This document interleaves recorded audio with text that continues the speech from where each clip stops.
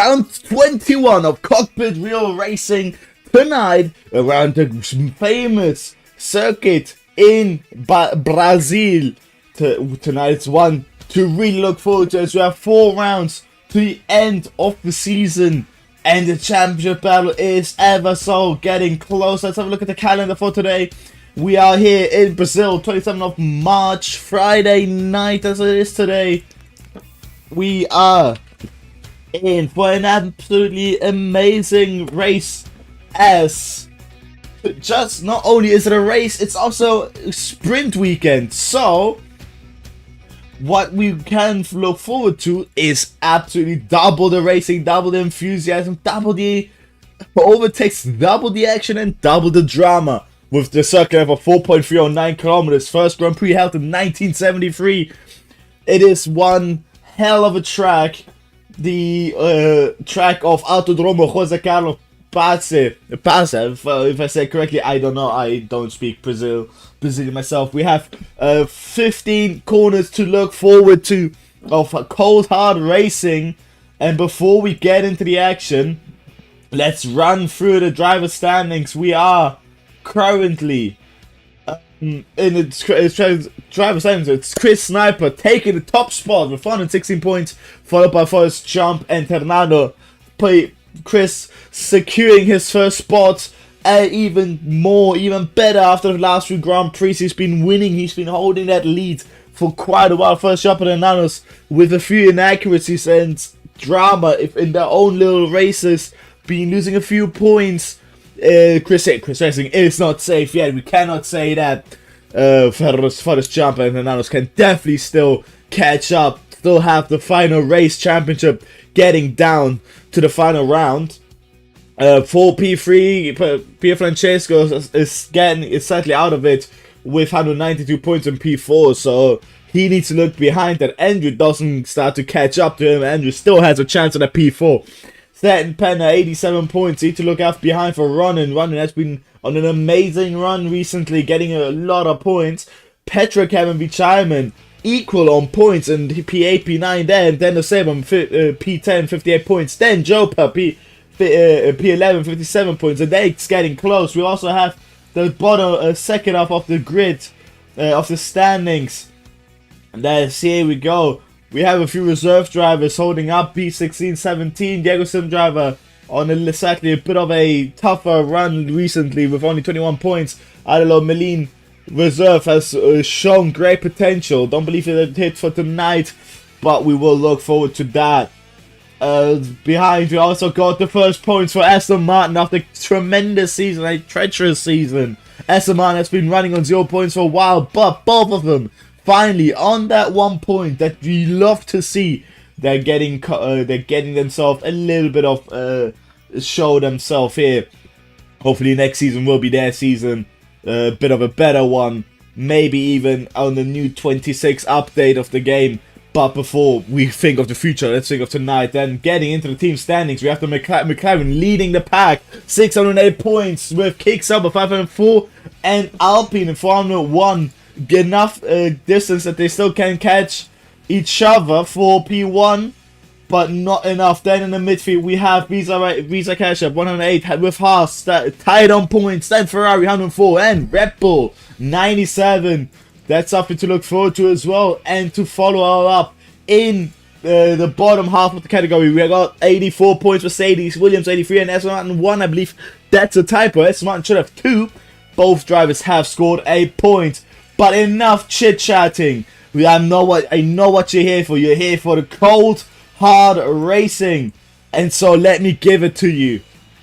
Qualifying has started. 16 minutes on the clock.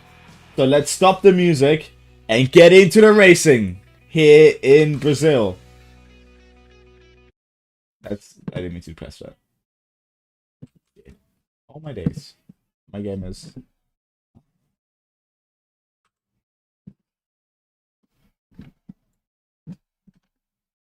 Here we go. Oop, didn't mean to play it again. So let's get down to the business of tonight. Let's have that open, and here we are. A few minutes have passed in qualifying already. It was started with 10 minutes. We're down to 5 minutes. We've already had a few banker laps. It is Forrest Jump currently taking the top spot here in the sprint qualifying session for the sprint race. We have one quality ban from Andrew, which he needs to take for the full qualifying, but I don't see him in tonight. He will drive. But first jumper 108.648 taking the top spot for now. Chris Racing for the first time being a bit humble during qualifying. Chris Racing usually one to take the first top spot. Not tonight. Second place, just ahead of his teammate Pierre Francesco. The Exeter showing great potential as well. And P4 get out on P5 with 109.412, and then Patrick with 109.493. Very close together. And then we have a McLaren going out. It is Chris Racing coming out with a beautiful camera angle here. Let's have a look like first jump does. Coming out of the final corner. Pardon me. First jump goes across the line to not improve. Just loses out on his PB by 0.3 of a second. Ronan starts their lap behind. Out of turn 3. Down the DS straight. With the DS being closed, something tells me that is not a lap that they're proud of to start, so they don't seem to be pushing anymore. First jump leading power few cars, yellow flag, ignore that on the mini map. We are still looking for, here we go, the McLaren, the chrome McLaren came out. Look at that setup seems to be very aggressive. The rear end stepping out at the exit of turn 9. Also got a bit of traffic ahead. Maybe can use it. Okay, the traffic just disappeared, gone off the track. So the McLaren of Chris Racing looking to start the lap. There's not much time left on the session at all. 3 minutes 50 seconds remaining for driver start. This could be about 2 laps depending on how much fuel they have in the car. And I just noticed Chris is on the medium compounds.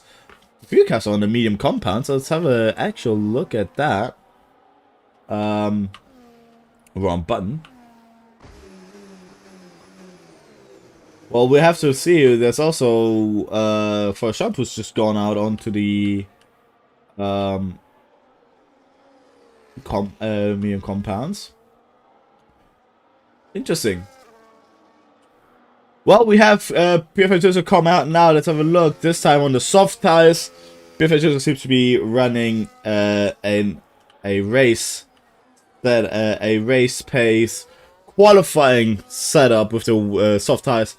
I don't believe Brazil being a track with a tire wear or tire temperature is such a big problem that you need to do it on medium compounds. Obviously, of course, there are tracks where sometimes for qualifying it is better to go for just a one harder compound due to heavy temperatures. And there's a car off. That seems to be an Alpine of Gerardo losing the front wing out of turn 10. Oh, pardon me, turn 8. Interesting. We also got an Aston Martin off turn 1 of Dan's reserve driver for Aston Martin. Rejoining the track after McLaren. Oh, nice and clear. PFA just deciding that out now. We just saw them run past the Aston Martin. Here we go. Down the first straight. Yes, open. First yes on of the track. Down towards turn 4. Hard on the brakes. Long left-hander.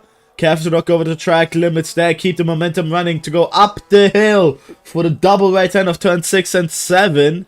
Through up on the curb. And he's slowing down. He's slowing down and gone off the track limit. So PF just doesn't seem to be taking this lap further. Stopping there. Petrocam. Provisional pole position. Taking it out of the water. First time seeing the Haas driver up there. And that's an interesting Cam has shown potential, and that's the first time we see the Haas driver at the top spot. We got McLaren of Chris Racing about to start their lap, so let's have a look how they do on this track. So with the battery not being correct, I believe 57%. That is correct. Half the battery already dumped towards turn 1. So let's have a look. Towards turn 4, they are fusing all of the battery. I believe now through this middle sector, he has to charge losing a bit of acceleration along the way. Purple sector 1, the McLaren is not slowing down at all. First jump started that lap as well. So did his teammate of Chris Racing, Pier Francesco, crossing the line. Here we go, through the middle sector goes Pier Francesco, bit understeery in the middle sector. That is a battery charge mode on. So they're gonna suffer a bit on acceleration, but they use it all for the longer straights. Look how unstable that rear end is on the McLaren. Now through the long left hander of turn 11, and now through turn 12, the final braking point corner, and now it's flat up the hill. Long left with the S zone activates now. This could be looking good for Chris Racing to cross the line. And it is good, well enough, 107.778 to cross the first car to go into the 107. His teammates respond to the 107.907. What does first jump respond with? Qualifying comes to an end now, so everyone is on the final qualifying lap. Across the line for Forest Jump, and it is a 107.819, splitting the McLaren to P2. Petrocam couldn't make it enough. It's just incredible in the final lap, gaining a second. Then we have Mercedes out on an invalidated lap. Williams, who is also 3 seconds down on that lap, so no improvement there. Noah Assist also has slowed down, and I believe Mr. Kriko as well. So this is how qualifying comes down, boils down to the end. About one final speed lap by Chris Racing. Interesting, a mega well done by the McLarens and the Alpine. Doing a lap like that just at the end of the session, when the track is at its finest, temperature-wise, grip-wise, with track optimization coming in at the start of qualifying, it being around 97% optimal, and then with the rubber building up, the temperatures going up. Obviously, the longer the session goes, the faster the lap times become. And that's a prime example what the pole sitter has shown us, the top runners, with doing the best laps at the end of the session. It's not a given. We can always see faster lap sessions at the start of qualifying, but at the end, the track is at its optimal performance. That can be when we see best laps come through.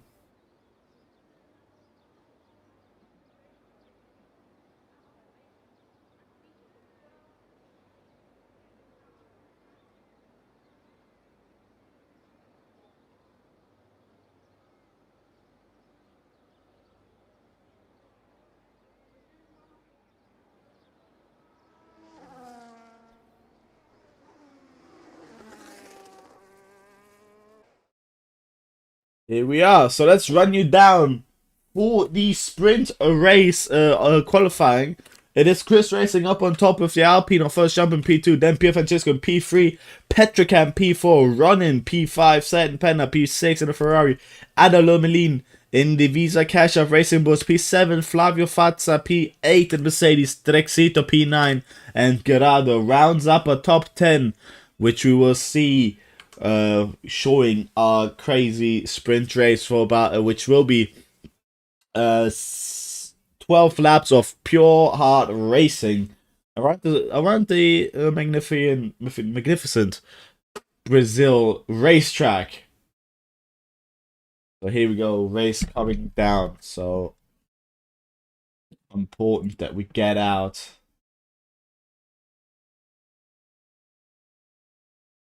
So let's have a look how this will play out the qualifying session. The sprint session. It seems to be cloudy.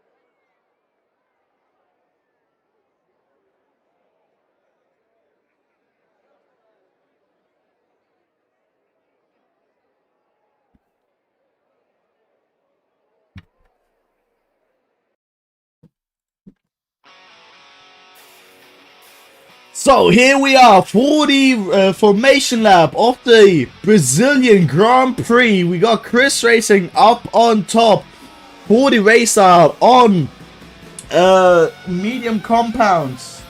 Interesting to see there. Let's see what they all start on. They are on mediums going through the first couple of sectors. Chris Racing followed by Forrest Jump in the Alpine and Pier Francesco. Gone comes the Haas of Petrocam, then the Red Bull off running, Satin Penna and the Ferrari, then Ada Lomelin in P7, Flavio Fazza in the Mercedes for P9, then Rexito P10. And going down the order, we have Rick Gerardo and Diego Simdriver, following by the second Haas of No Assist, then Tiardino. Dance, Mr. Crico and Hernando, championship fighter, not doing a qualifying lap due to retirement. Interesting. So he'll be down in last place, having to find himself up the order down from P16 all the way up, which is a difficult task. We know that in real life it's possible. Max Verstappen and Lewis Hamilton both showed that is an absolute.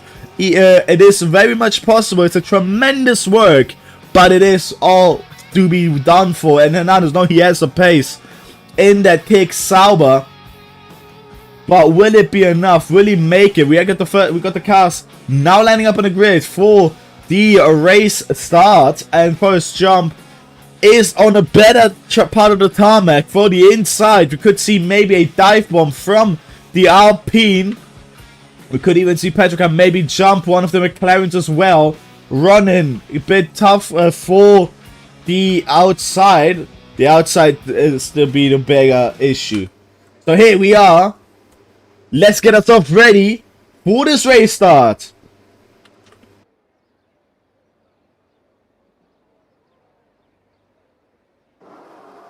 One, two, three, 4, 5 red lights. And let's go for the sprint race here in Brazil. And Forrest Jump seems to be getting a good start. That inside line, can we see the dive bomb already? Not quite. Chris Racing got the full car ahead of the nose. And that's also Pier Francesco getting past the Alpine on the outside. We couldn't even see Petrocam taking them both. Good run there. There's a one car off. Gerardo is off at the back of the track. Hernando's already fighting for P2. Petrocam getting nearly first jump defending it beautifully, running, getting a bit of a scrap between P6 and 7 is the Ferrari. So Satin and Flavio, the two V-Cups are dueling it out in the back as well. We see with debris flying front wing. That is from Mr. Crico. The Aston Martin behind, losing half the front wing. That's a great start by the second McLaren. Get himself up into P2. Beautifully done there. Behind we still see the Williams and the Aston Martin going still side by side. For P13, that's already Hernandez fighting himself up. He's already gained 3 positions. Sadly, due to also the Alpine spinning around lap turn 1. But it seems to be quite a clean lap 1 for the rest of the grid. Going through in a quite clean, freshly order. McLaren 1-2 after that race start. First Jump's already starting to drop out a little bit. But look at that. First Jump gets another position. Look at that slingshot. He nearly gets 2 positions in the same corner complex with the center S's. The S available lap 2, so he gets a 1 more position here. Easily, the Aston Martin defends it lightly, but can't get it through. And the damage, and nearly spins round, saves the car. And that's Hernando already up into P11. Mr. Kiko drops down in 1 more position due to the damage. Petrocam has already lost out to the leading pack, causing a bit of a train here, which can help Hernando trying to get more positions throughout the track here. Yellow flag, that's Gerardo again. Onto the grass, he rejoins. Unfortunate there.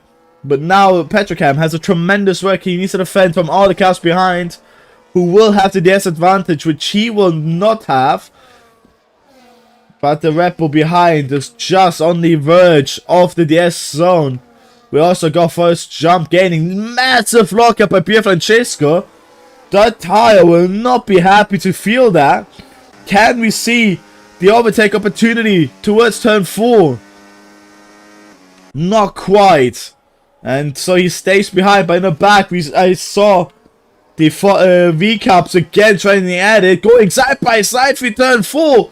Adalomelin tries it for the outside, goes a bit off the track, but still there, gets the inside for the next right-hander and gets a position. Very well done, clean racing by the V-Cup duo, by the V-Cup team. But now Rexito was let down to die to the Williams. There's another car off there. Serrano again spun round, struggling with the temperatures. I believe after the first spin, the temperatures are completely out of the normal norm. So he's struggling to get them back down. Look at that. It's Serrano try the opening that Williams really gave him, and now it's a 4-way down the back straight. What is that? Who is that? That's the Mercedes of Flavio Fazza, spun round, rejoining behind the pack here. Gaining one more position up in front. Rexito gets a position back for the duo here, but that's Serrano as well, sending him for the inside. Onto the Vika, but just leaving no space. Look at the Williams taking that advantage, and Nano drops 2 positions back down into P11, but he tries it again onto the Mercedes. The Mercedes sends it for the Williams. Where would the kick come out? Goes for the outside, which will be the inside for the next corner. Will he make it 3 wide? They are making it 3 wide. Oh, it did not work. It did not work. The Mercedes is off the track. Joins back in. The Ferrari off. Zeno gets out as well. That was a bit unfortunate by the 3 wide situation, and then up into P9, but now losing a second to the V-Cup combo in front. Petrochem is about to be a bit of in trouble here for the main straight. As the cars behind will have the edge advantage. The Red Bull, that most definitely. Will the straight be long enough for the Red Bull to have a chance of an opportunity? He gains, but not enough, and stays behind for now.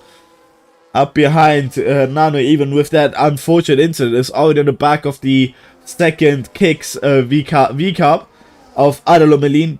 No assist, gets back to Flavio Fazza, who I believe suffered damage from an incident as well. But here we go. The kicks up, goes to the outside for the inside with the assistance.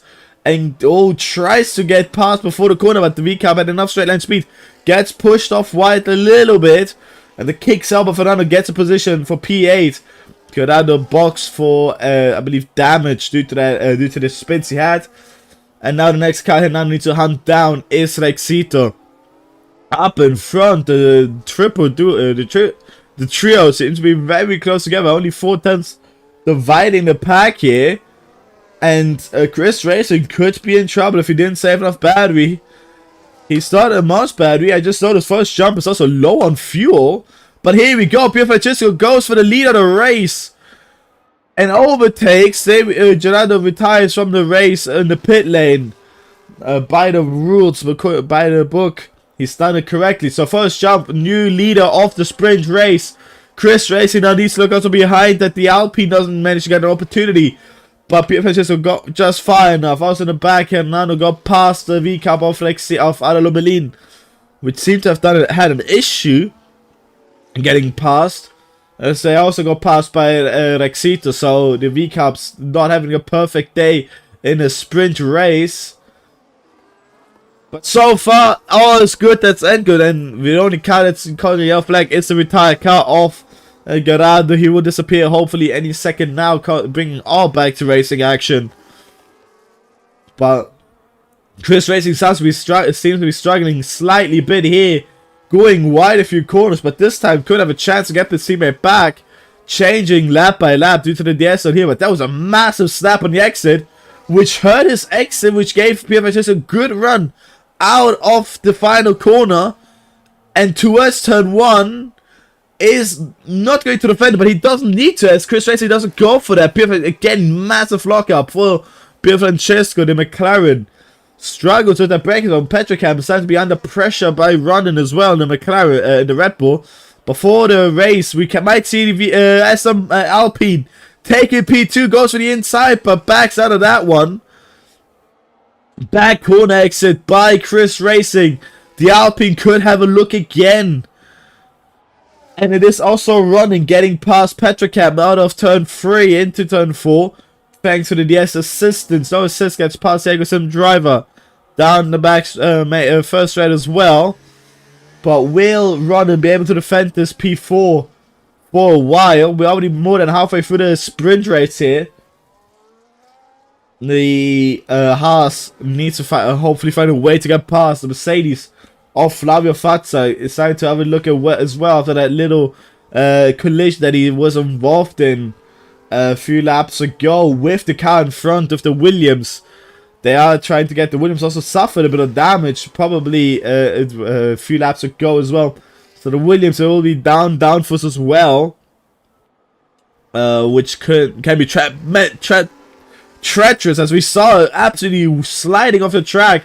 Petrocam regains P3, a P4. Mr. Clean got a 3-second time penalty for the lead of the race for P2. Again, the Alpine first jump tried to have a look, couldn't really get it done, and had to back out of that. These three are head to toe, front to rear together through here. Flavio Fazza gets a position on the Williams, struggling into turn 1. Could also get P10 on the Haas with the DS assistance. Looks for the inside, but starts to charge the battery early, but sends a dive, which startled the Haas, which gave the room that he needed, but backed out of that as the Haas uses the battery. Then we see also the Ferrari of Zino getting pushed onto the grass. Oh, and they both go off in the back, and the Williams will lose a position to the Ferrari, going scrapping through the right-hander. Couldn't fully get it together. But we have a change on the leader of the race. Chris Racing goes back past with the DS assistance. Locks up into turn 1. Not to go too wide. But he manages to get that up and running. So now towards the second straight. We'll see the Pierre Francisco take it back. Not quite. Charges the battery. Stays behind. But we'll look for an opportunity next lap. Petrocam and running against fighting, and the Ferrari as well nearly having a look, setting pen, and there's a freeway battle for P4, and it is running, getting back past into P4 with the DS assistant. Up in the back we also have Flavio Fazza having to defend from the second Haas, no assist, who could be getting a run into turn 4, and he goes for the dive down the inside. He locks up and goes into the side of the Mercedes, pushes him off, but didn't manage to get the position. So the Haas looks for the opening there, but couldn't, weaving a little bit down the straight. That was a big lockup, which could have ended way worse than it did. That was quite unfortunate for the leader of the race. Pierre Francesco goes back past the starting lap 10 as well. These two are swapping positions every lap. That was a bit of a deep corner by the McLaren there. Nearly having an issue getting past with a switchback, but can first jump finally do it this time. He is right there. He is so close and not quite. And the McLaren of Chris Racing nearly had a look as well. Oh, wobbled a little on the exit. Could have ended worse, but still staying there. For the leader of the race, these three are absolutely smashing it with racing. Gapping the car pack behind by 7 seconds. We have a car retiring in the pit lane. That's Diego Sim driver, the Williams. Unfortunate with 2 laps remaining. Retiring from the race. Anyway, so due to that, we have lost 2 drivers. We have 14 cars out on track. Mr. Clicker overtaking down the Williams. We have for the leader race this time, Chris Racing seems to be just a bit too far to have an opportunity.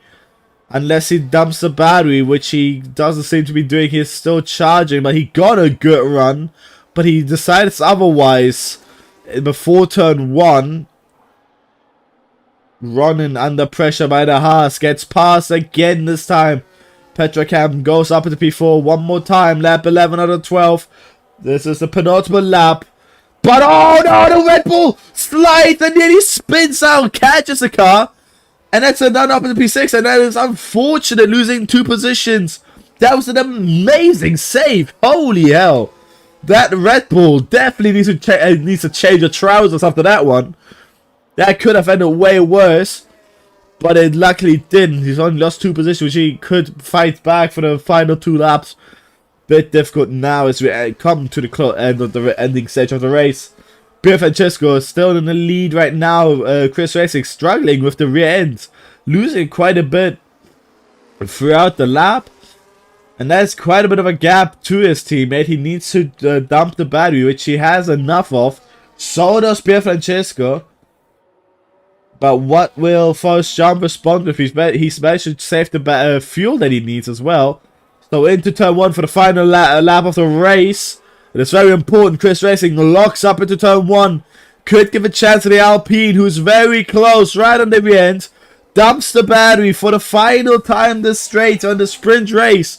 What will happen if McLaren of Chris Racing didn't have enough speed to fight into turn 4? Pier Francesco stays in the lead. You have Mr. Clico up in front, struggling a little bit, cutting the corner as well. Hopefully that Esteban won't get in the way of this lead battle here. First Jump is still all in to fight for this P2 for maybe in P1. Pier Francesco really to have a way to gap them a little bit, have a bit of a cushion against the S, because if this close, Pier Francesco could be the complete loser out of this battle and lose both positions if he doesn't be careful. But he gets a good run out of here, and now for the final corner. Wow, how far will he ahead of his teammate? That is not far enough. He is absolutely under pressure. This can be a photo finish between the McLarens. The Alpine seems to be just too far behind. Who will take the win in this? Pier Francesco to win in the sprint race of Chris in P2 and First Jump in P3. Petrocam will cross the line for P4 in the sprint with Santen on P5. Hernando, after starting down to P16, gaining 10 positions, amazingly done.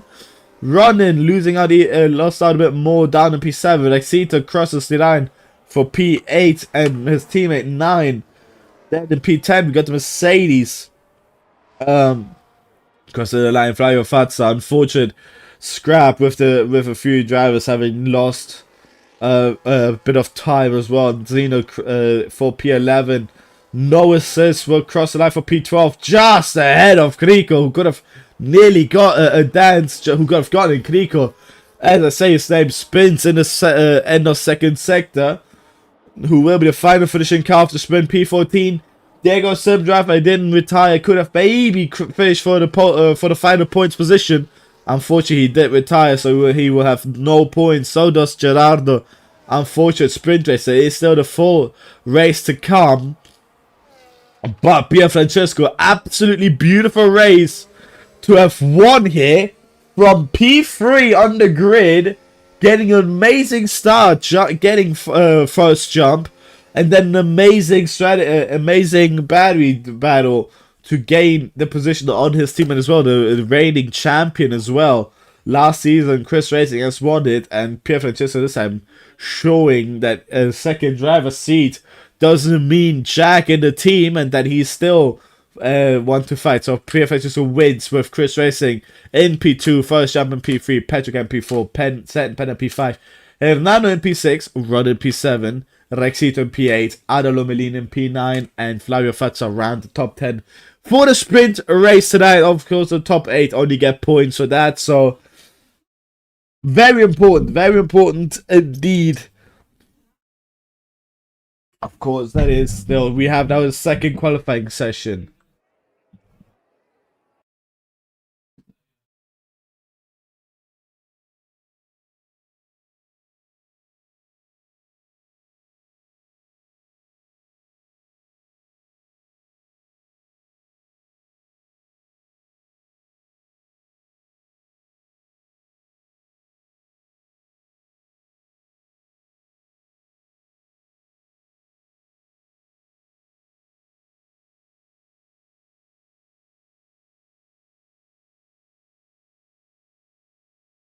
So here we are for the qualifying session.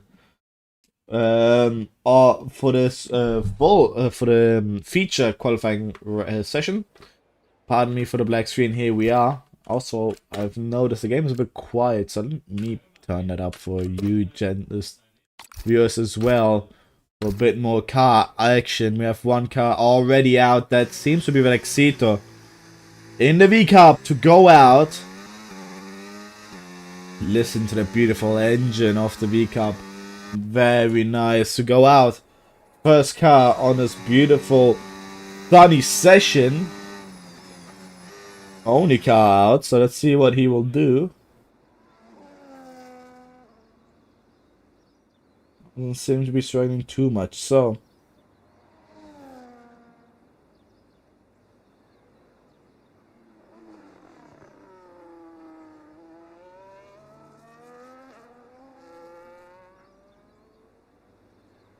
first car also the soft tires. Then we have everyone else on softs except Flavio Fazza, who is again trying to do it on the medium compounds. And Gerardo retires from the session, I believe, also having a qualifying ban. So let's get the information out. I'm ready for the Exeter to start his lap for the first bank lap of the session. Let's see what the V-Cup brings us tonight. Through turn 1, a bit of a lockup. Not too big of an issue. He's still getting that grip throughout there. Through then onto the turn, out of turn 3, onto the first ES zone. On the brakes of left-hander. Be careful to not go too wide. And off to the curb. Gets it together, gets it nice. Just a little lift through the right-hander, not too much slowdown.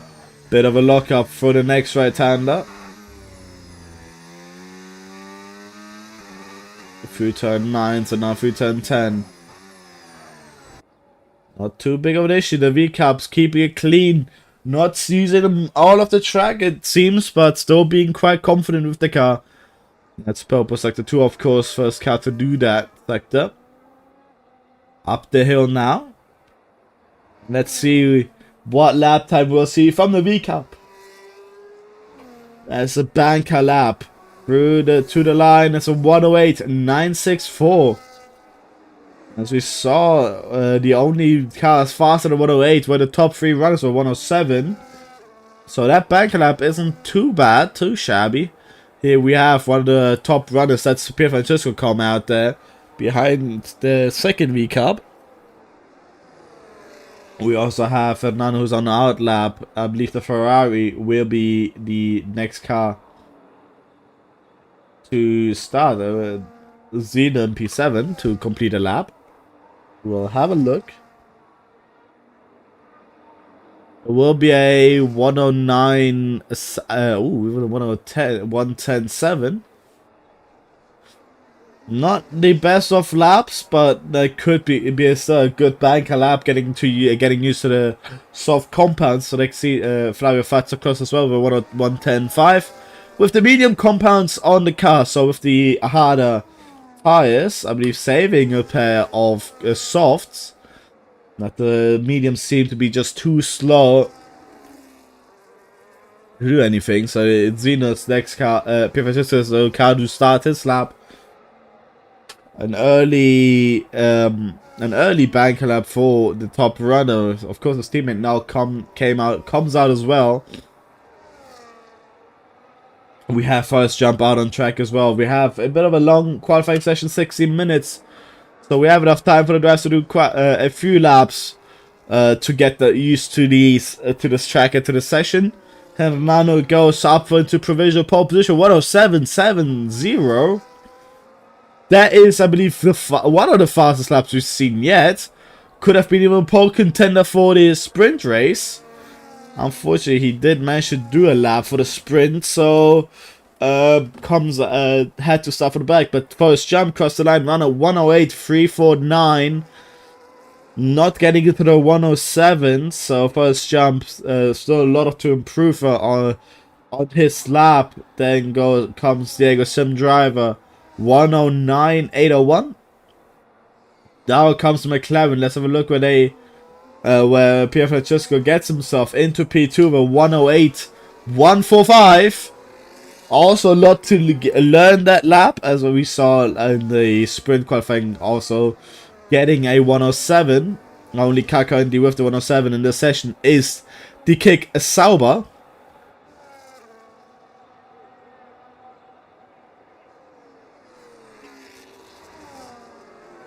Pardon me. So we have a few cars in the middle sector causing a bit of turbulence. So it is that certain Penner who will cross the line next for his banker lap. Did not invalidate, so that's all good to go. Now through the uphill towards the line. We'll see what the Ferrari driver will do across the line. It's a 108.9. Just inside the 108. Very well done. Up into provisional P4. We have Forrest Jump who just crossed the line again, doing another lap. That's a bit of a suboptimal turn 1 we saw there by the Alpine. Chris Racing crossed the line for 108.0. Still, the only car to go below the 108 is Cerdano with an absolutely flyer of a banker lap. Of course, as I said, in the sprint quality, the track isn't optimal yet. It will be about the 5-minute mark even later. Of course, the later you go out, the better it will be. More rubber will be down. So we will see the lap times only improve by the time. There's a Williams beautifully parked there. A+ for parking, I have to be honest. That is very well done by Diego Simriver, who seems to be struggling a little bit. Waiting for all the cars to rejoin. Very well, very good.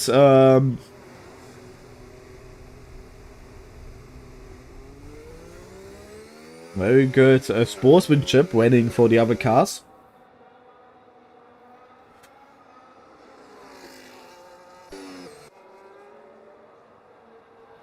We have PFS just going for another lap, and this time improving. Not enough, still staying above the 108. We have 10 minutes remaining in the session now.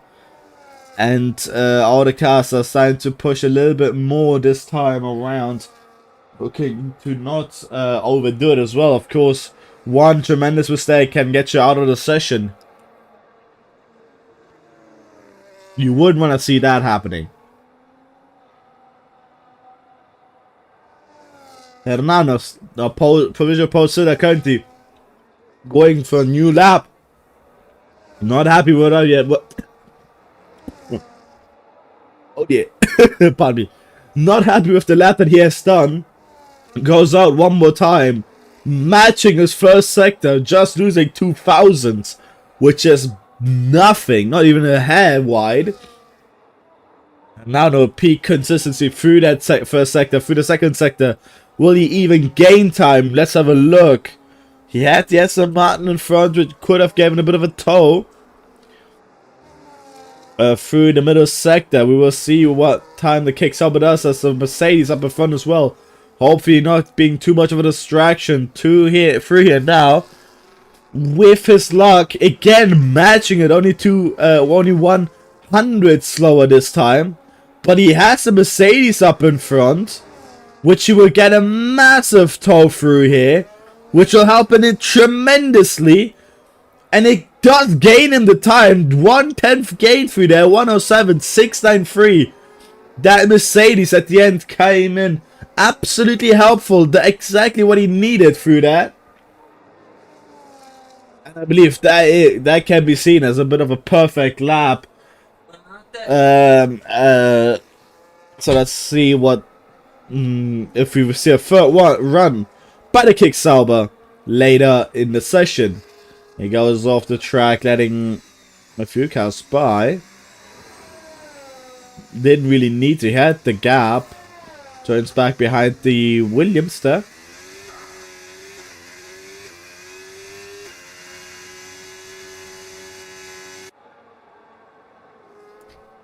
So we have Chris Racing about to start his lap for the Brazilian feature race. Let's see what he will do. And that was very close to track limits, and he abandons the lap immediately. That was not what he had hoped for to be a good first part of the lap. He needs to bring it back. He has still time on the clock to do so. We have Rexito about to there's pardon me, Diego Silva about to start his lap, and a Mr. Clico who will go into the pits. So Diego Silva currently on a lap. Let's have a look what the Williams driver does. Number 88 on the car. Through turn one, through sector 1, gaining nearly a tenth up of it on his PB, on his personal best, and now goes up the hill through to the inner section of the track. Double right hand up the hill. Careful to not go too wide or lose the rear end. That's quite easy to do there. And now into the infield of the track. A tough part of the track, and of course easy to lose the rear end. It is quite a front heavy part, this section. And now through, that is purple sector 2. That's the fastest sector 2 we've seen yet. And now for up the hill towards the line, he is out of battery, which is not optimal. He will not have the straight line speed to go to the line. It is a 109.1. Beautiful lap there, getting himself up into P8, provisional P8. Let's have a look. That's still Chris Racing. This time going for a lap after having, hopefully having a fuel. After banning his last lap, bit of a lock up into the right hander, losing the rear end a little bit, catching it though. Mr. Krieger retires on the session. Unfortunate. What has happened there? I don't know. Let's stay on with Chris Racing. Purple sector 2. Oh, drifting on the exit of the left-hander. And does he have the speed? Does he have to run to get it up into the pole position? Into provisional pole position. So across the line goes Chris, and he absolutely smashes it. 107.4, and he is happy. That was a celebratory drift after the line. He is absolutely happy he's completed. That is a beautiful lap.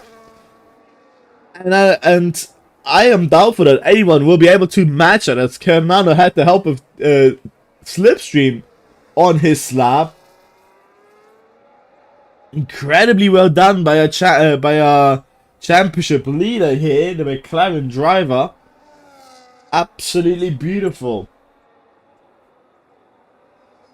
And the number 2 car, the Ferrari of Zeno, starts his lap as well. And so will the Esteban of Dance.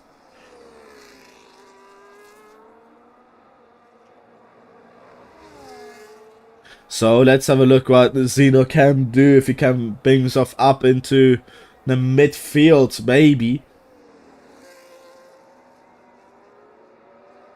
With his lap time 109.8, currently only good enough for P12. Now we have also the second McLaren of Forrest Jump coming out of the pit lane. Of course, sprint winner, which gives you hopes that he could fight for the win as well in the feature race, which could become interesting if next season the two drivers stay his teammate. Chris Racing might have a new force to deal with. Pierre Francesco seems to be absolutely getting the hang of this game, getting the hang of the simulator, and seem to become a bit of a threat for the top runners. So you see Zito to cross the line with 109.2. Well done there for up to P9. Not bad of a lap at all. Gets himself very well for fighting contention in the midfield for good points. The Dance crossed the line, slightly stays in P14. That's a Haas, which crossed the line, no assist, I believe, to start the lap. And Patrick Camp goes up into P8 with his lap. 108.959. Very well done. Let's have a look at Pierre Francesco's lap. He will start now.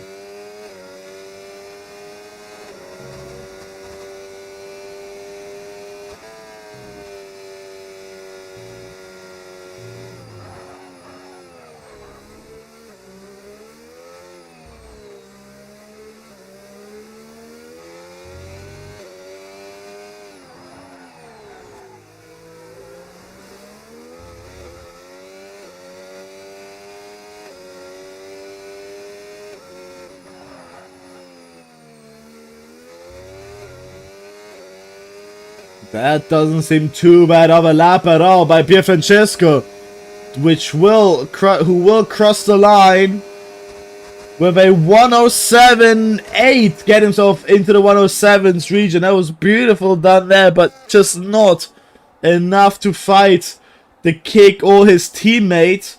But of course, Francesco seems to be having good racecraft for the race pace. But that's a good way to qualify himself back into P3 again one more time. He won't have the time to do one more lap, so that will be his final lap of qualifying here. We have Fernando out for lap as well, for outlap, and for his jump. Let's see if he will maybe show us something, or Hernando even fighting the McLaren. Chris Racing doesn't seem to be going out for another lap as well. So we have the Haas in front of no assist to cross the line, improving on the lap and staying in P13 sadly. That is first jump in the back starting their lap, and Hernando about to start their lap. So let's stay on board. Let's have a look at the Alpine of Fernando does. He will have... Oh, that Haas was not in a good way. Not in a good position to help first jump through turn 1. He still improves first jump. His current personal best isn't an optimal lap time, so there's still all to be played for in this lap. Up the hill, right-hander. Absolutely snaps that steering in. The car responds beautifully. Now through the infield of the track. Qualifying will come to an end now, so everyone will have the final laps in this lap. And then we will be in the race in the race afterwards. So let's have a look. First jump. What will he do? Will he be able to fight Chris? Will he be able to fight Hernando? Will Hernando even respond if he does? First jump will cross the line. That's not a good lap. He did not improve. But will Hernando improve? Yes, he does. But by a 10th misses out what Chris Racing did. Francesco doesn't improve. It doesn't do another lap. And so... Oh, Zeno was on an improvement. Oh, and he crashes out. No. Unfortunate. Zeno was improving on the lap. But they crashed out of the final corner. And that is a bombshell way to end this qualifying session. Zeno, unfortunate. He was up 1/10 in that middle sector. He could have fought Flavio Fazza for P10, but it just sadly wasn't meant to be. But now here we see the Kick Sabo, who will start in P2 for this race. It'll be absolutely interesting to see how the race session will come to be, as we now have one more driver fighting for the top spot. So let's run you down. Chris Racing takes pole position one more time with Fernando, this time in P2 and Francesco in P3. First jump in P4, run in P5. Rexito P6, second Penna P7. Petrocam in P8, Diego Simdriver in P9, and Flavio Fazza round up this time the top 10. And that is a beautiful way to see the qualifying session come to an end. And we will join you in for the race start.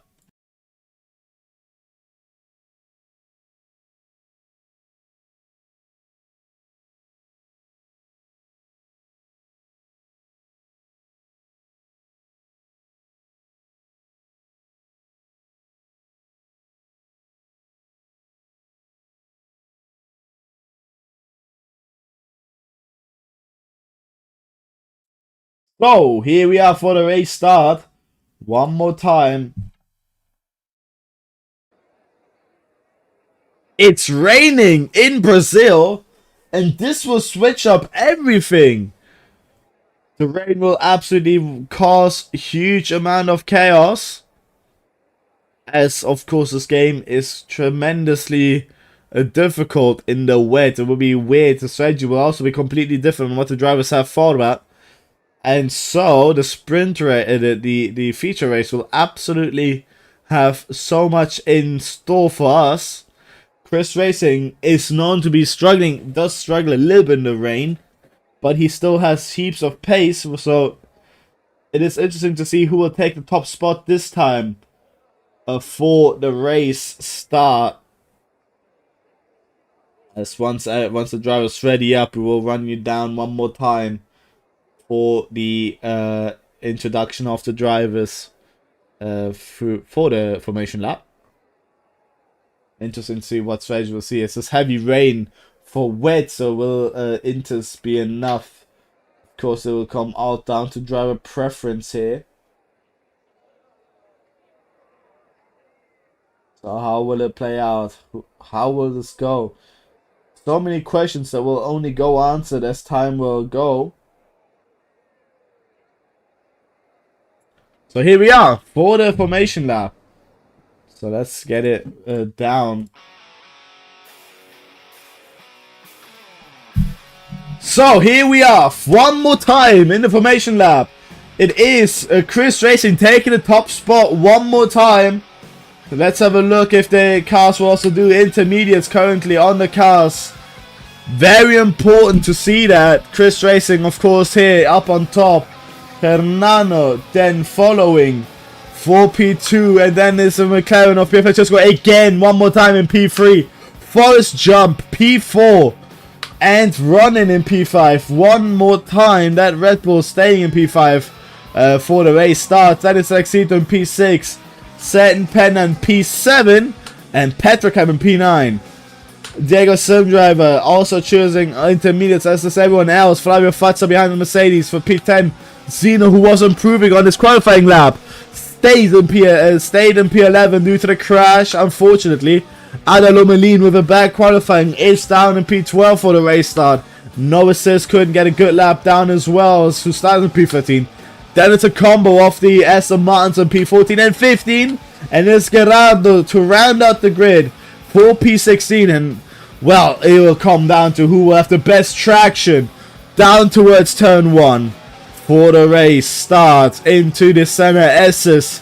Very important looking who will play out perfectly. Chris Racing, of course, one driver to keep our eyes on. He is current championships leader, but it just could go sideways easily. We saw the strategy there. One stop for the Inters, so it could go into two stop. Mr. Kiko and Gado collide, disqualifying them from the formation lap. They will start on cold tires. But here we are, the cars will now line up on the grid for the final race start of the day of this Friday evening Brazil Grand Prix. Chris Racing lines up beautiful. So does Hernano, and now made the McLaren. First jump is already there, so it's running. Rexito, the Ferrari of Satin Penna, then Petrocam and the Williams. Flavio Fazza, Zeno, Ada Lomelin, no assist, and Dance. There we go. All cars are lined up on the grid. So one final time. Let's count it down. 1, 2, 3, 4, 5 red lights. And it's a drive replay of Flavio Fazza, and it's lights out and push for everyone. And it's that Chris Racing again with a good start. He defends from Hernando, who will go for the outside. He's gone massively wide and gets nearly done by the McLaren. That's Ferrari's off. There's a Williams off. The McLaren and has Alpina fighting side by side through their first jump. Gets into position on Pierre Francesco in the back. The Mercedes seems to be fighting Satin Penna. Could he get it down the inside? Satin Penna got a little bit of damage. Gets knocked off the track. There's cars going off in the back. 3, 4 cars have gone off.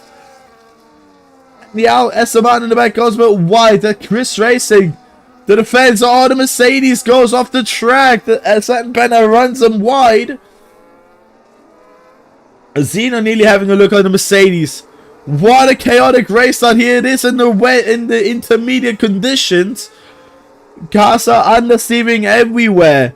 They're not, they're struggling heaps. Pierre Francesco, oh, there's the Aston Martin. Mr. Krico, who nearly spins out of the race. Look at that race up by Chris Racing. He's got run away. And Pierre Francesco now has to defend from behind for first jump, but is also gaining on Hernano. And what a start this is. Chris Racing now with the first lap, but that is first jump looking to nearly get P3. Not quite enough, but that's a bad center essence by Hernano, who will be vulnerable for turn 4 by the McLaren of Pier Francesco, who could have a look. And he does not, but he still shows himself in the mirror.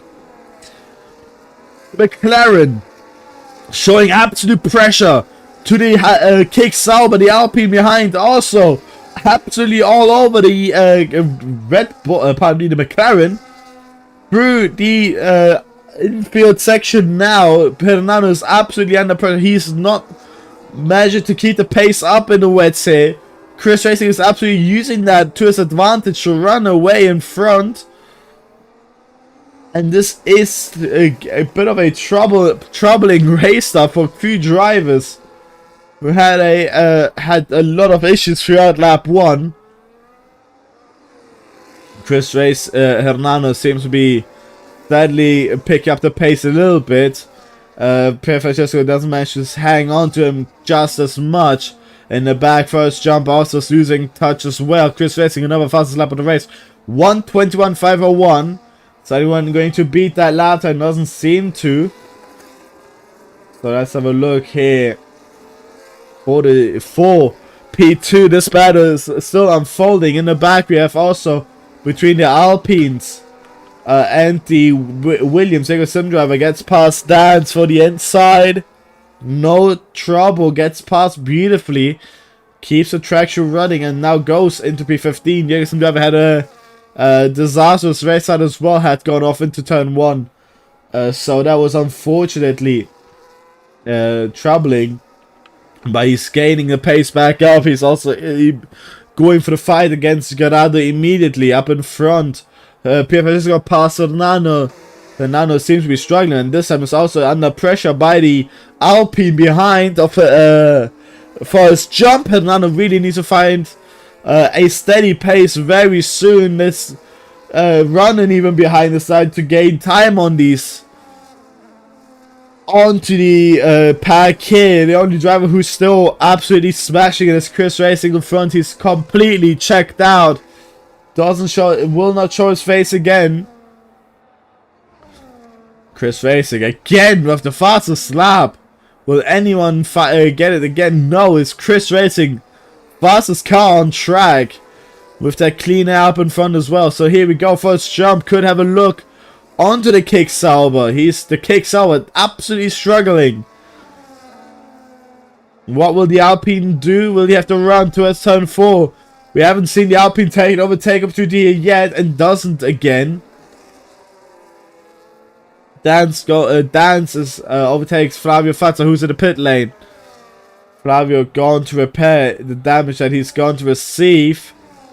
And here we go. The Alpine has to run down the inside. Can he keep the traction? Yes, he does. Also brave on the brakes. Again, gives us a bad camera angle. The kick Sauber is still there, fighting it off, and could get the acceleration out of it. Not quite. They're still side by side through the infield. Could we see a switchback opportunity by the kick Sauber? He tries it, but does have the traction. So, for his jump, overtakes for P3. Hernano loses that podium position there as well now. Had an amazing qualifying run, but couldn't translate it for the race start. Unfortunately, Mr. Krieger having a good race start of his own in P10 currently. Under pressure by no assist. Pier Francesco fights off, gets the fastest lap of the race, and now is on the hunt of his teammate, saying, now that I'm past these drivers, it's you that I'm going for now. Absolutely beautiful. The sprint race winner doesn't want to doesn't want to lose too much time there. So let's have a look how this will play out. Pier Francesco slowly getting to the teammate as well. Absolutely beautiful as well. He's got a steady race pace. He's got the skills in the wet. And Pier Francesco definitely is under pressure here.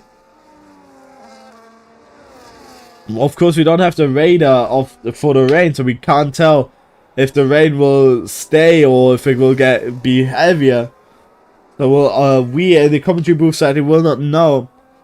It can absolutely go anywhere. We had a few races already where it was mixed conditions. So it could absolutely be that again. If I just gain 4/10 that lap, he's probably for going fast up as well. There it is, 120.7. Chris Racing is not the fastest car anymore on track. And here we for turn 1, Petrocam is in a bit of a battle here between Rexito and Satin Penna. Could be fighting for P6 up in front as well. Ronin is gaining ever so slightly onto the kick Sauber Fernando, who's starting to gain a bit of a pace back as well. No, Sis gets past Rexito finally with the damage, and there's where Hernando is spun off. Hernando's got off the track, and there we go. Ronin gets a position for P4. Beautifully done, and Hernando is struggling. This is not his conditions. This is not his prime, his prime's condition, and he struggles. He drops down more and more. And it shows he locks up and goes wide into corners. This lap, Pier Francesco lost to his teammate 3/10 this lap, so must have been a bit of a mistake by Italian driver Pier Francesco. Could also be that Chris Race is going for the fastest lap at sea across the line. He is. That is absolutely beautiful lap time. 120.2. Pier Francesco did 120.7, so could not fight that. That is the 4/10 loss that I said, and Chris Racing has absolutely picked up the pace, seeing that his teammate behind it did start to catch. So that is something interesting there. So we have a car spun off. Who is that? That's a Williams of Diego Sim driver who spun off. Collects a bit of damage on the front wing as well. And that is unfortunate. We also have for what car is that? The Mercedes P14. He's still fighting against the Alpine of Gerardo. Gets a good run into turn 4. Can he have the traction for that? Side by side, barging a little bit wheels, banging wheels through there, and the Mercedes pulls his elbows up to get past there. Is Gerardo happy with that? Not quite, but couldn't retaliate there. Couldn't get the position back. And wow, that's again a massive lap by Pier Francesco.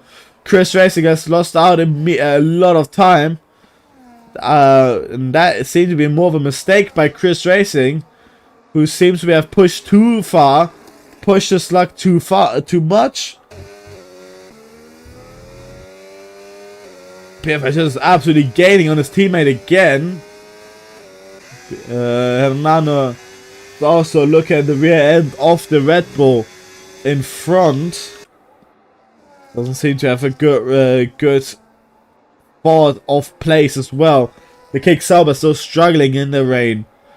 Lap 8 out of 36, 1/4 down. Not fully quite.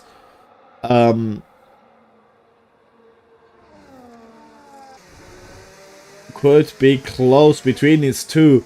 The Kick Sauber showing that he has the skill, but it just seems to be too much of issues on this. Maybe the setup he's running is just not made for these conditions. The Exito behind also has a bit of a train that that's following him through. But just enough of a cushion to not be too much under pressure. Of course, on this track, the DS is absolutely potent. Which in the wets, of course, there is no DS, so that can help for cars in the gap. That is the fastest lap by Forrest Jump. That was an amazing lap time. Pier Francesco is also slowly still gaining to his teammate ahead. Chris Racing struggle a little bit going into the picture there. Interesting that Chris Racing has those waves of laps going fast and losing out heaps and going back fast. The rain is pretty inconsistent, so you need to adapt as a racing driver. And Pierre Francesco is measuring beautifully on adapting. Of course, the question is, will the drivers go for a pit stop, or will the intermediates survive the entire length of the race? Of course, the rule for that you have to box once in a race doesn't get implemented in the wets. So important to know that. PFS just got 2 second gap.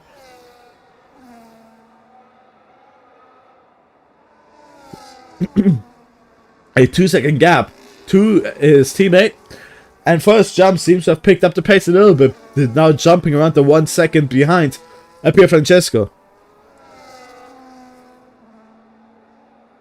The Aston Martin of Mr. Clico now is a bit under pressure by the Mercedes of Flavio Fazza, who could maybe have a look. Though Aston Martin goes wide, so does the Mercedes, but look at that. What a wobble out of the corner the Aston Martin had there, now being completely under pressure. That damage is also not going to help. Will the Mercedes find a way through towards turn 1? Not quite. Mr. Kick was a bit deep again. That front wing, that dive. Oh, they go nearly side by side through turn 2. The Mercedes thought of it better and backed out a little bit. Mr. Crico defends his position very well, staying in P11. Massive gaps have already formed in the race between the cars, so that just shows just how big the skill gaps come once it rains. And Mr. Clico here still absolute mega defense from him. The Mercedes doesn't manage to find a way past anywhere. But my eyes are still look at the gap between P1 and P2. Oh, here goes Mercedes on Mr. Clico. Side by side, banging wheels. But Mr. Clico just has the acceleration, the traction on corner exit, and stays still in P11. These two are banging wheels, are battling it fully. And this time, with the slipstream and battery, the Mercedes could have a look. He has the battery to back it up. Does Mr. Clico do? Mr. Clico has it as well. So, through turn 1, late on the brake, that's the Mercedes. Pardon me, I've clicked away. And there we go, for the inside. The Mercedes got the position on Mr. Clico. Flavio Fazza didn't want to stay behind any longer and said, I'm done with that. And sent it for the inside. And while that happened, Pierre Francesco gained 1 more second on Chris Racing. Chris Racing absolutely has lost the pace. On race start, he has flown. And now he's not getting any timeout anymore. So starting lap 12 out of 36. McLaren's battle it out.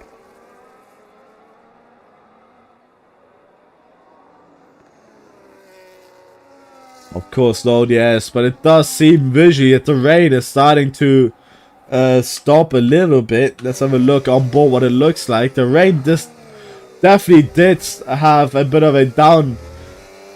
It could turn dry. It could stop before the session ends. So really will come down to what the drivers will think. Unfortunately, that we don't have the telemetry for the rain. Because here for the lead of the race, we have the same battle again that we had in the sprint race. Chris in P1, PFH in P2, and First Jump in P3. These three will always find each other in a race setting. Doesn't matter where and how the race start goes. And it does seem to be very apparent that Chris Racing struggles in the wet. Struggles with these low downforce. And what has Mr. Clico done? He's on the dry compound. He's on the mediums. It's not working. Mr. Kriko, it's not working. It's not there. What was he thinking?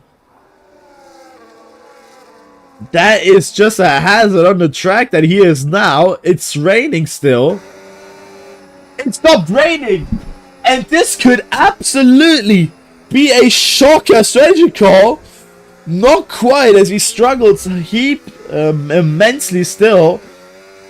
It's still wet, but it has stopped raining. And this could turn into a hard strategy. Once the track could dry up. Mr. Kriko taking an early gamble, which might not work out. I'll have to be honest there. As it might have worked out, he's still sliding, but no, it's not worked out at all. It has gone down the drain. Of course, Mr. Kriko not much to lose for. He just hopes that these calls gain him more than he loses them. But it is looking that the track could dry up any second, any lap now. Chris Racing fast up on the race, 1:19.4, and immediately goes wide into turn 1. The second Professor goes to lightly bit wide as well. Forrest Jump was the only car who has taken it to corner. Normally, the spray is there to minimize as well. So it really will be when will the cars go in to switch to the dry compounds. Who will take who will bite the bullet and go in early, or who will try to stay out on the intermediate. Of course, the intermediates can stay out on dry conditions for 1-2 laps. It really is on the time loss that happens that the lap time difference between dry and intermediates will be when to pit. But absolutely, it still doesn't seem Mr. Kriko still struggled heaply. And being lapped now. Careful to not be too much of a hazard. And he nearly spins. So does a Ferrari behind as well. And there goes off the track nearly again. Yes, the Martin. It is not dry compounds. The leaders know it. They stay out. One more time. In these conditions, there's a second as the Martin Dance, who seems to be struggling a little bit. Letting by the cars. Cena gets a time penalty, 3 second, multiple warnings. And you can only see First Jump doing what we call is going over the puddles, going over the wet puddle of the asphalt still, as the dry line is forming. And if you want to have the perfect conditions for the intermediates, staying off the racing line is faster. And that's what First Jump does to get water back into the tires, to keep the traction better. Of course, these tires are made to be for the wet dry, for a wet track. So during the dry line, they can overheat. So you need to regulate the temperatures by going over the wet part on the track. First Jump currently was the only one who did that. On the first straight in the back, but these guys they're all in the second vicinity now. And it is absolutely instant when the call when DS will be available, because that is when the dry compounds could go and be their better tire. It definitely will be there soon. Mr. Kriko still struggling. Breaking a bollard there with maximum force. And yeah, the dry compounds of course still don't seem to be the tire. He's still sliding all over the place. It does look to be getting drier by the second, but the dry compounds are still not it. There's still water on the track. You can still see the cars shoot up a little bit of spray through the middle sector here. Oh, even drift there still. That's how wet it is there, down there. Of course, the track doesn't seem to be drying up quite fast. And this could turn into maybe even a medium strategy if it still stays a bit damp through the time being. So for the lead of the race, Pier Francesco gains on his teammate more and more. He's managed to get the gap from 3 seconds down to 7/10, which is absolutely amazing. But has to overcorrect a little bit for the wet curb still. And he does still seem to be absolutely on the hunt. There again, first jump does it again to get to cool down the tires. The McLarens don't seem to be doing that. Doesn't seem that they need to do that.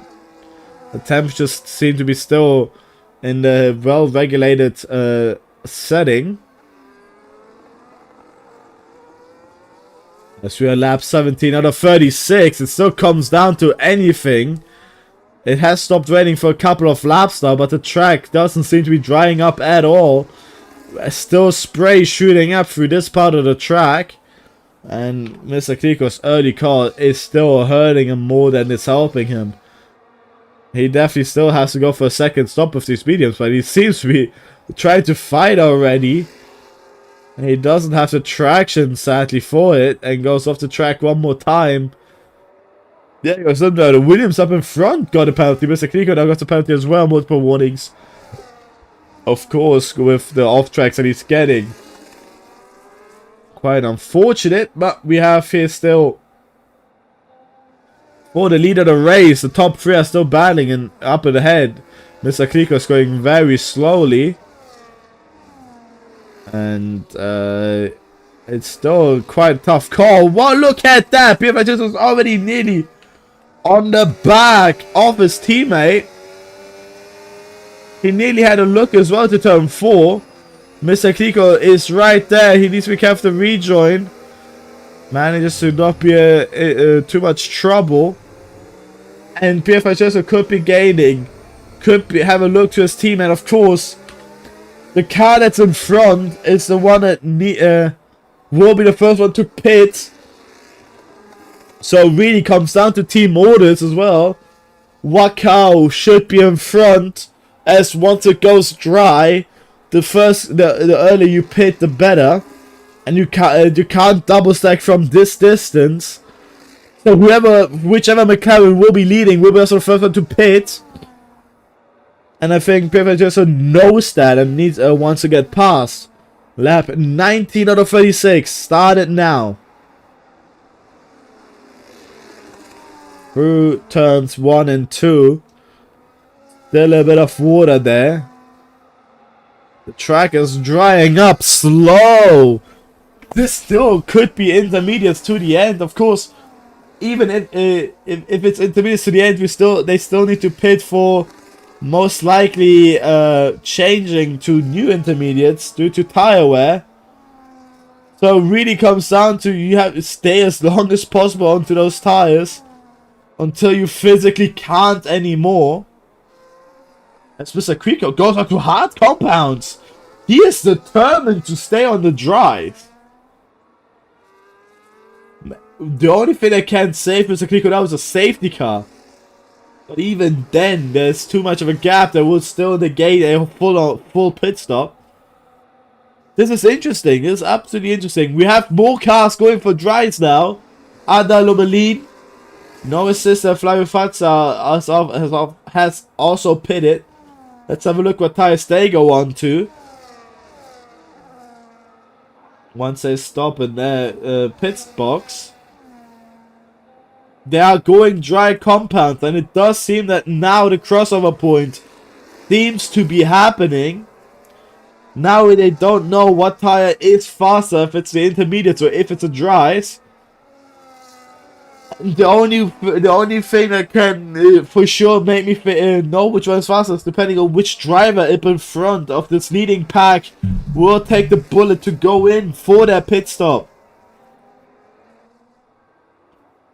They cannot postpone it too much longer, as of course tire wear will be a big issue. Of once the track dries more, the temperatures will spike, increasing tire wear even more.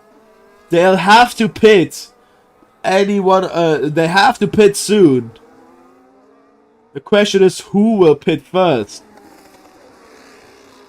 Will it be first jump? Will it be one of the two McLarens? And if it's a McLarens, which one will it be? And slowed down a little bit by Gerardo is Chris Racing, which could give a chance to Pier Francesco to have the blue flags. Oh, dear, that is Gerardo. Oh, dear, Gerardo takes out his teammate in the back. And so that is Gerardo in the pit lane. That was not first jump. It goes wide. Chris Racing. Turn 1 seems to be more and more a problem for the intermediate runners. But yes, it's still not available, which is always a clue of when it's dry. Look at the Ferrari in the back, having a massive snap. They are all probably waiting for the race engineer to tell them that it's time to box for dry compounds. All that it's doing though is hurting the tires absolutely to the end. 20 lap old intermediates, they are down to the last legs. So I'm seeing they are sliding absolutely everywhere. There is barely no more spray left. They understeer a little bit through there, through the final corner. Big wheel spin on the exit by Chris Racing. Oh, takes a bump there on the inside as well. Stays out. The leaders are still staying out. Lap 22. It's getting closer to the ending stage of the race. And Pier Francesco just seems to be the faster car currently.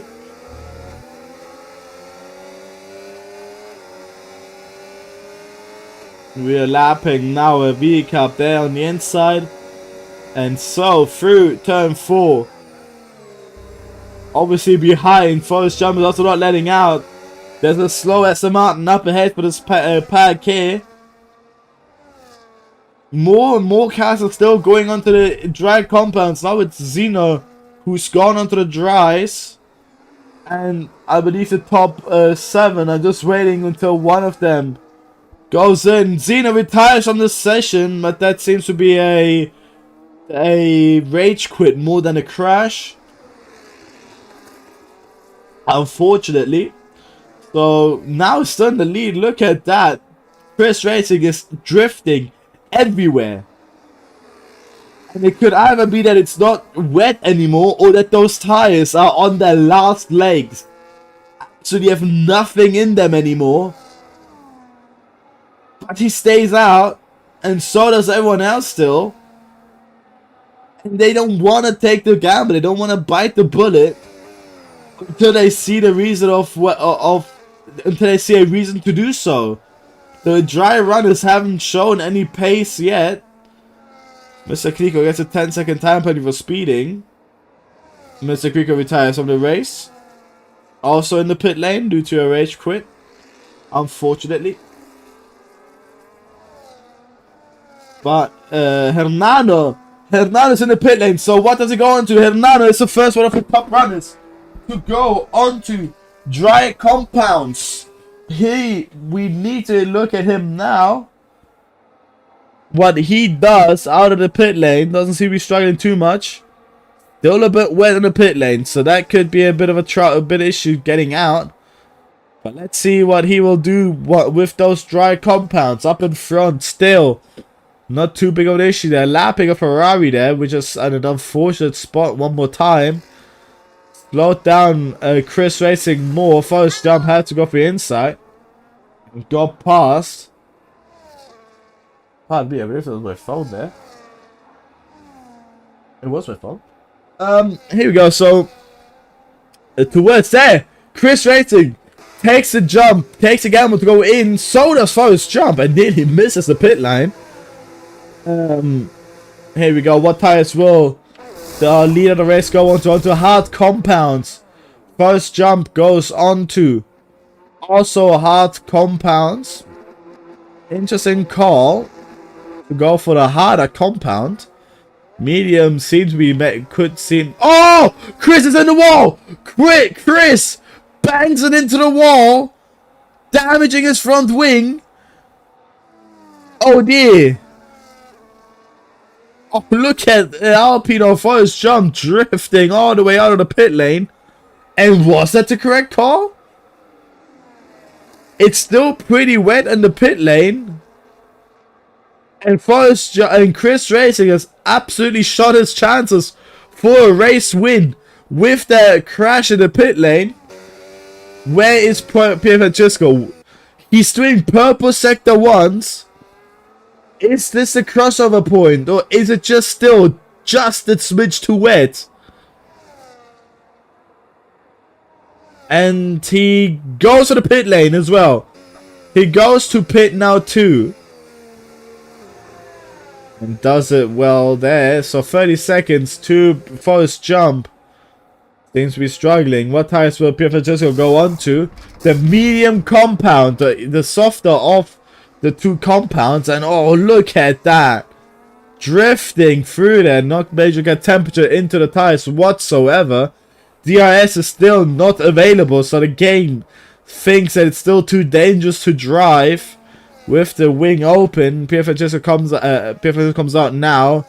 And what a strategy call. Immensely. He has gained 10 seconds more to P2 thanks to that call. Absolutely fantastic. He's called it to a T. He called it beautifully. It's now 9 seconds out of P2 with that call. And he could do another race win under his here, going into this weekend and leaving with 2 wins. Chris Racing seems to be struggling. So does first jump. Those hard compounds don't seem to be able to put any temperature in them whatsoever. And with 11 laps to go, it has completely switched up due to the drying conditions. First jump is time to gain time onto Pierre Francesco. But of course he is still on the lap where he needs to put temperature into the tires. Get also used to these damp conditions still. It's still not dry. It's in a bit of a damp situation. Of course, Pierre just knows he doesn't have to push a lot. He doesn't need to be flying with the gap that he has. He just needs to be careful, safe in a way to bring the car home, bring this race home. Starting P3, now in the lead with an amazing strategy call. He knows not to push. And he might be losing time, but it is not hurting him at all. As far as jump is also not going full push out as well. Going still a bit wide. These conditions are still, the hard compounds might still not look to be the best tire. And now the S is available. And now, according to the game, it is dry enough for a full-on dry race. If that sentence made sense. The game deems it to be dry. So the S is now available. And first jump goes for the fastest up of the race. But immediately at the start of Sector 1, Pierre Francesco is gaining more and more time. Those medium compounds now coming in helpful. Hernando goes fast up the race, 116.691. 9 laps to go in this Brazilian Grand Prix. And it's looking that Pierre Francesco, with an amazing strategy call, can take the trophy home. He's gaining now time to P2. And this could be the fastest lap of the race going into his name as well. Chris Racing, unfortunately, out of the pit lane, hitting the barrier, damaging his front wing. Unfortunately, with an unfortunate accident as well.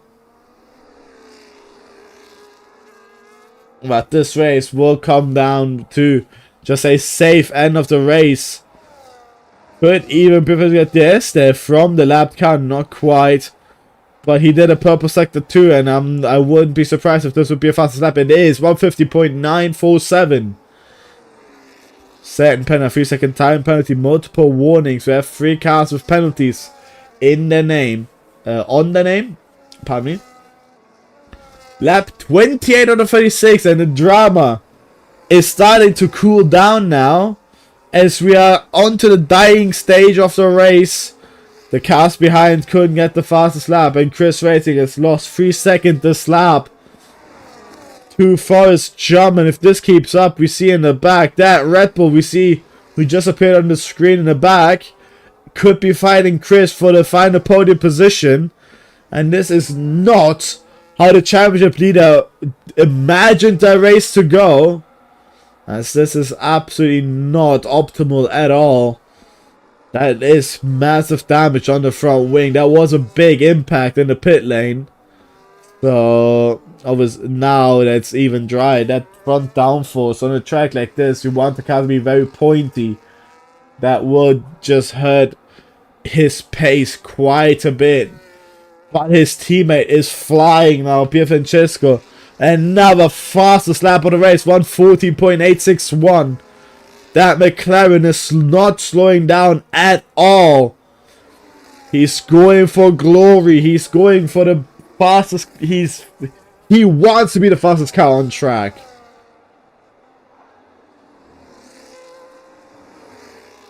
So as we see, the Mercedes still on the intermediates. Fabio Fazza doesn't want to switch over onto the dry compound.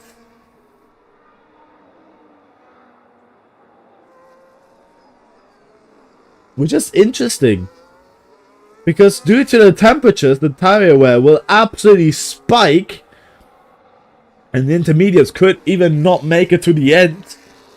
So interesting what Flavio Fazza is thinking strategy-wise. If he does want to pit one more time, he doesn't have the gap to P10, but he could come out in P10. He has the gap to P11. He'll only lose 1 position if he pits now.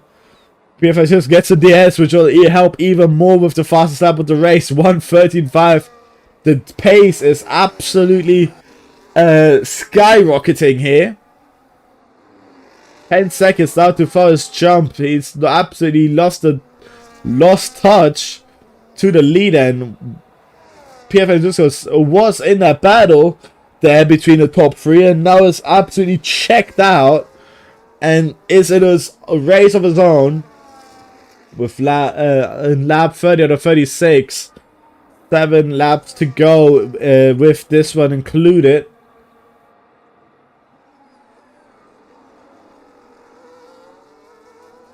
And well, this is absolutely now just a clean race to the end.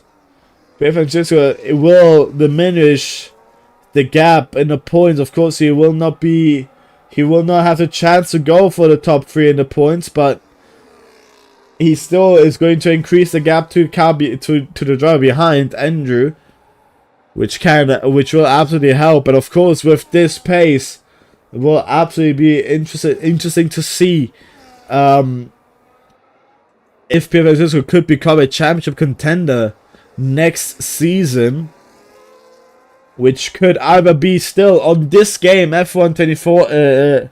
I say this game, or will we say this game, but with these cars, the 2025 cars, or waiting until the 2026 update rolls out, which I believe there's no news yet on when that will happen, but normally, knowing EA, it will be around April to May when usually the game come out. So 1 month or more until the 2026 update rolls out, and we might see next season of this league be in the 2026 cars. Of course, you'll have a see on how that will play out. Of course, interesting to know how EA will implement the new cars. Yellow sector 2. That was, yeah, and Aston Martin letting by. I believe I was making a bit of a mistake. That was Dan's. And Forrest Jump has absolutely picked up the pace. 1:12.0, 1 second faster than Pier Francesco's fastest lap, but it is all down to nothing. Of course, there's 6 laps to go. Forrest Jump has to gain more than a second a lap, which, given he has done last lap, but Pier Francesco can still pick up the pace. He still is on the better tires. It maybe comes on that he's got caught napping a little bit. Of course, being in the lead by this much, your thoughts aren't really, I need to still be on top of pace. Your thoughts will be more down to being more careful in the driving style.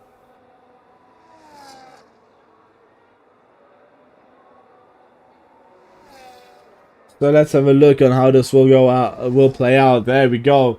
Forrest Jump immediately responds with a fastest lap as well, saying, showing that it was just genuinely just got caught napping, and that fast lap before Jump woke him up immediately. So with 3 laps to go, it's looking set that Pier Francesco has no competition for tonight's race, for the end of the race. First jump, I mean Pier Francesco, he is looking absolutely comfortable in the lead here. No issues at all. That beautiful strategy call that he's done saved them 10 seconds to the cars behind. And well, he knows that. He knows he's safe for the race, which will cost for lap 34 out of 36. 3 laps to go, of course. Interesting. Also, the race is starting to run a little dry with the gaps. They're just increasing in between. Interesting to see what Flavio Fazza still does. Absolutely struggling, and as I said, that's Diego Sim driver, the Williams behind. That's for position now.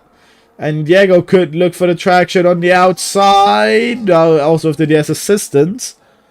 And will make an easy overtake, hopefully, for the inside. And so he does. Let's see what the Mercedes will do. Look at that Red Bull flying in between the two. That was running, I believe. Oh, flying in between the two. And, well, Flavio Fazza has nothing to respond with. That car doesn't have, well, enough grip to keep it completely running.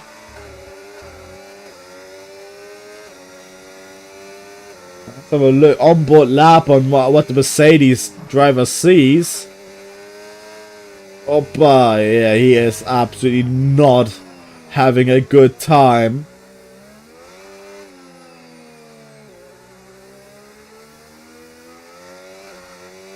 .1:10.4 by Pier Francesco. Another fastest lap, still not giving out.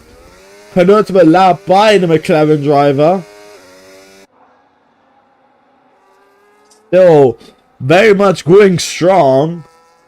And and there the Mercedes spins around.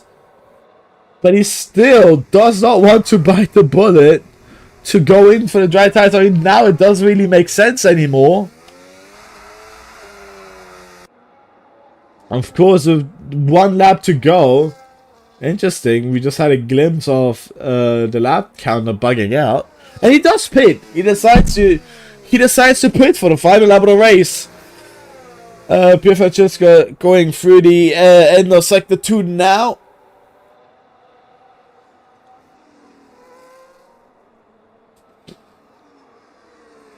Interestingly, that McLaren still not struggling at all on pace. So he will cross the line to start the final lap of the race.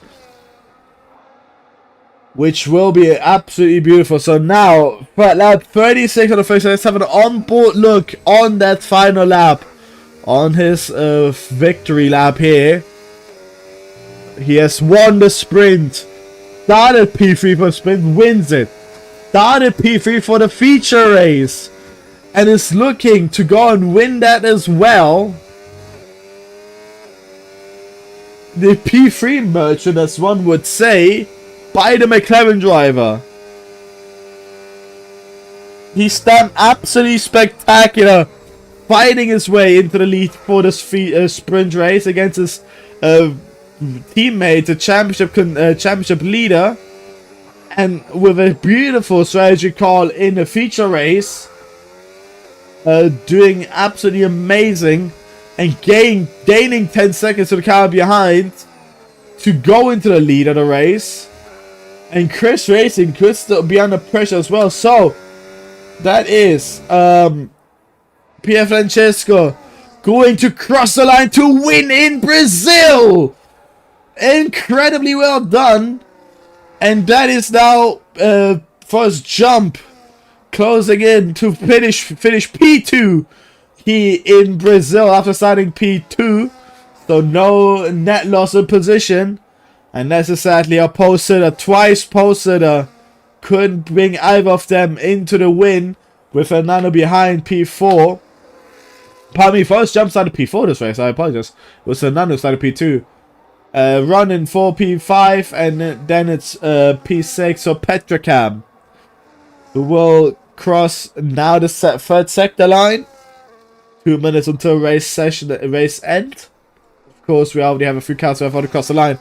Next will be Petrocam for P6 to cross the line for the end.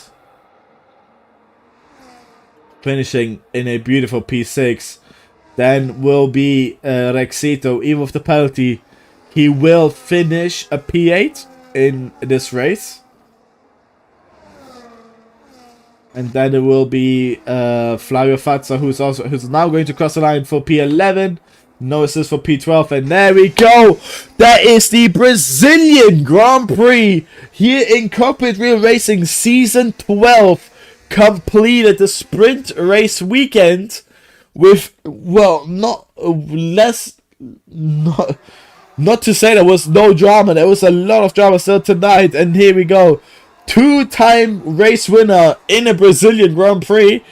Won the sprint and now wins the feature race as well. Absolutely beautiful by Pier Francesco. Following last time was Chris Racing P2, and this time it's post jump P2. Of course, these three sharing the podium. Shared the podium this time twice tonight, which is rare to say, but it did happen. And these three obviously know each other very well on the podium. So it's race winner Pier Francesco with the Fazza going to him as well. Driver of the day according to the game is Flavio Fazza. Most overtakes goes to the Mercedes driver as well. And cleanest driver respectfully goes to Pier Francesco. And here we go. Let's run you down the top 5. Pier Francesco wins the race. Gets a maximum of points as well. First jump P2. Chris Racing in P3. Hernando in P4. And it's Petrocam in P5. And these all do be counted towards the points, as of course I believe Ronan finished P5, but in the points finish Petrocam gained 1 more point due to the sprint finish, and so this is how at the end the points will be added together. It's Petrocam who gained 1 more position after the feature race, thanks to the points gained in the sprint race. This is tonight's broadcast for the Cockpit View Racing. My name is Captain Foxy. I was a commentator for tonight and will be the commentator for the remaining 3 rounds of this spectacular season. I thank you all, thank you all, folks, for watching this broadcast tonight. You guys are absolutely amazing as well as viewers, supporting the sim racing community. Of course, if you're new to sim racing, I welcome you as well. Of course, I welcome you to the scene. Thank you for choosing Cockpit View Racing to watch for tonight. I just read from the chat message, Adrenaline says I stopped too early, saying that his pit stop was just a bit too early. Of course, it was a bit of a gamble. We will not have any interviews. The rules with the interviews have changed. We'll have interviews at the end of the season, which will be after Abu Dhabi at the end of the season. And so tonight was Brazil's sprint race. Next race will be Las Vegas, a full 100% race, which means it will be a one-shot qualifying.